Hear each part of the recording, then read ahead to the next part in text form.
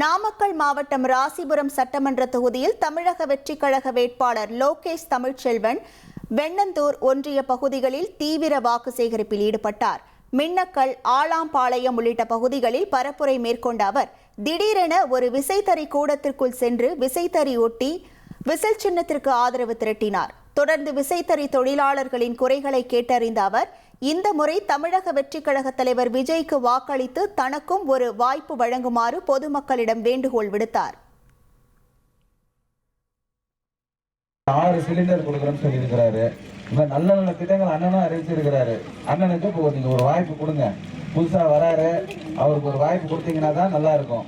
அவர் என்ன செய்யறாருன்னு பாருங்க. அப்புறம் அடுத்த 5வது வருஷம் நீங்க ஒரு முடிவு எடுத்துக்கலாம். இப்போ ஒரு வாய்ப்பு கொடுங்க. ஏன்னா எல்லா கட்சியும் போட்டு பார்த்துட்டீங்க என்ன பண்றாங்க எது பண்றாங்கன்னு. ஒரு வாய்ப்பு கொடுங்க. அங்கே நீங்கள் ஆதரவளிக்க வேண்டிய சின்னம் விசில் சின்னம். அப்படி வாய்ப்பு அளிக்கிற மூலமா எனக்கு சட்டமன்ற உறுப்பினராக பணி செய்ய எனக்கு ஒரு வாய்ப்பு கிடைக்கும். உங்களுக்கு தேவையானதை நான் கண்டிப்பா செஞ்சு கொடுக்குறேங்க.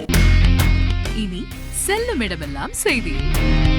தந்தி டிவியின் வாட்ஸ்அப் சேனலை ஃபாலோ பண்ணினா செல்ல இருக்கும் இடமெல்லாம் செய்தி.